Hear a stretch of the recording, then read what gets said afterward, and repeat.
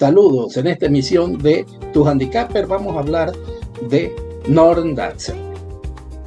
Oído al tambor porque le tengo la historia de su madre, Natalma, que en el año de 1960 se lesiona antes de correr la Kentucky Oaks y es enviada de inmediato a la cría por su dueño E.P. Taylor. En un principio iba a ser preñada por George Haas, el padre de Kelso.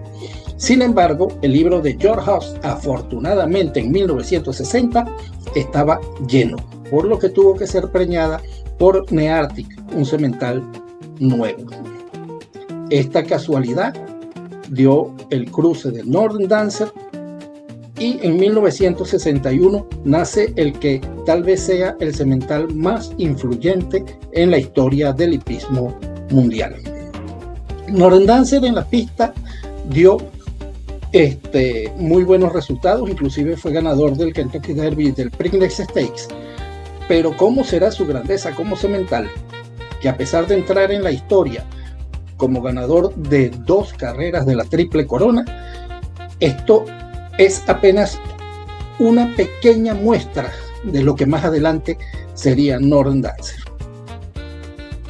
En su campaña en la cría, Northern Dancer dio extraordinarios ejemplares, especialmente sementales, tales como Nijinsky, un caballo enorme, a diferencia de su padre que era de talla pequeña. Triple coronado inglés, Nijinsky, excelente reproductor también.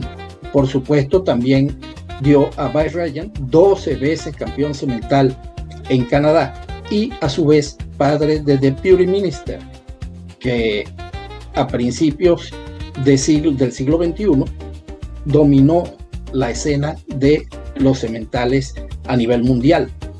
También podemos hablar de Lifford, campeón semental en Estados Unidos y en Francia.